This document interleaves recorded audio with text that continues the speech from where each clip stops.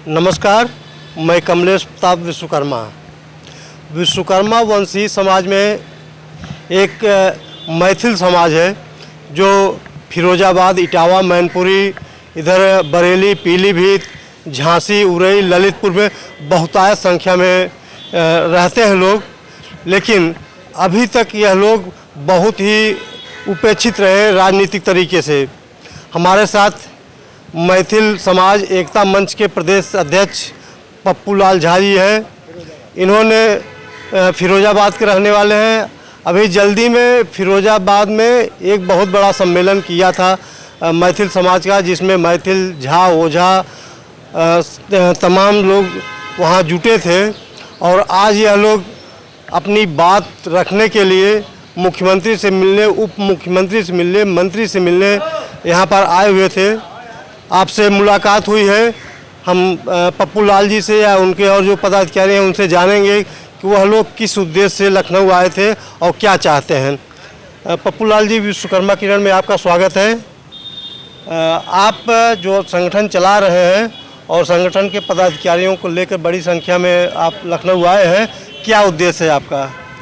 देखिए, सर्वप्रथम हमारा तो ये है कि हम अपने समाज के उन नेताओं को हम नमन करते हैं और प्रणाम करते हैं जिन्होंने हमें ये प्रेरणा दी और हमें आगे चलने का रास्ता दिया। देखिए, हमने जो अपना ये हमारा मैथिल समाज एकता मंच जो है वो आज पूरे प्रदेश में हम लोग काम कर रहे हैं इसमें। दूसरा ये है कि हमारे पश्चिमी उत्तर प्रदेश में अब आज तक किसी भी राजनीतिक पार्टी ने हमारे समाज को राजनीतिक भागीदारी और हिस्सेदारी नहीं दी है। ये हमारे कई मंडल पड़ते हैं, उधर 7-8 मंडल हमारे ऐसे हैं जिनमें हमारे समाज के ऐसा कोई ब्लॉक, ऐसा कोई गांव नहीं, ऐसी कोई विधानसभा नहीं, ऐसी कोई लोकसभा नहीं जिसमें हमारा व्यक्ति नहीं रह रहा हो। हम लोग फिरोजाबाद लोकसभा में एक हमारी खुद गृह जनपद है, वहाँ पर 1,25,000 लोग हैं। हम अलीगढ़ में हम लोग 2.5 लाख लोग हैं। हम ऐसे ही 3 लाख लोग हम बदायूं और बरेली में हैं। देखिए, हमारी बहुत बड़ी संख्या है। लेकिन हमारा क्या है कि वोट ले लेती हैं पार्टियां, लेकिन हमको सम्मान देने का काम नहीं किया अब तक।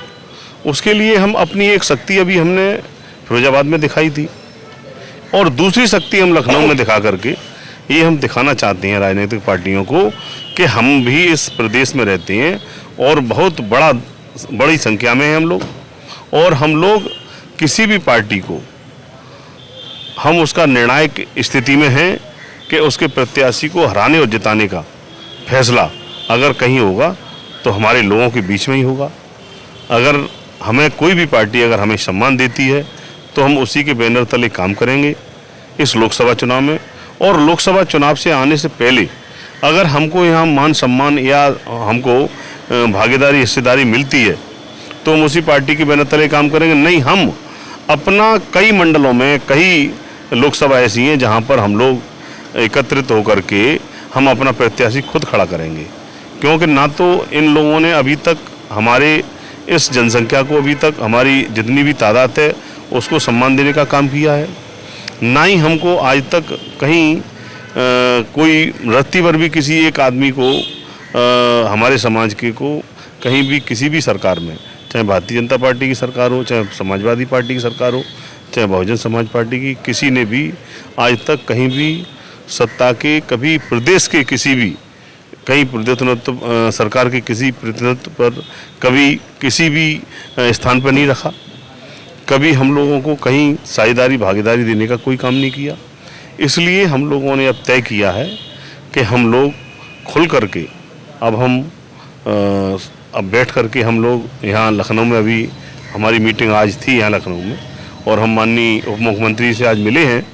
और माननीय उप मुख्यमंत्री जी ने अपनी व्यस्तता के कारण हमको समय नहीं दे पाए, लेकिन आज हम इस बात को कह रहे हैं कि देखिए, आने वाला समय जो क्या है, अब लोकसभा चुनाव अब आने वाला है और हम ये सोच रहे हैं कि हम लोग सारे मिल कर के, अब हिंदूवादी लोग हैं हम लोग, इसलिए हम लोग ये सोच रहे हैं कि इकट्ठा होकर के एक बड़ा सम्मेलन यहाँ करने की योजना है हमारी।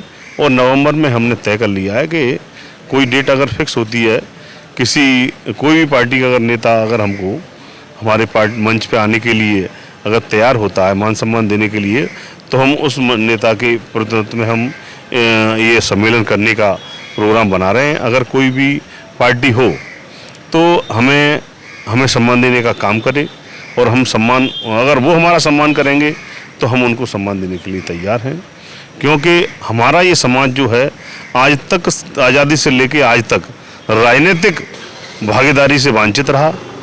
उसका कारण ये रहा कि हमारे समाज की व्यवस्था को, हमारे समाज की जो पॉपुलेशन, जो हमारी जो इस समय जो जनसंख्या है, उसको अनदेखा किया पार्टियों ने। इसी वजह से आज तक हम लोग राजनीतिक हिस्सेदारी भागीदारी नहीं रही हमारी, और अब हम ऐसा नहीं होने देंगे। ये सम्मेलन के माध्यम से हम दिखाना चाहते हैं कि उत्तर प्रदेश में हम लोग कितनी संख्या में हैं।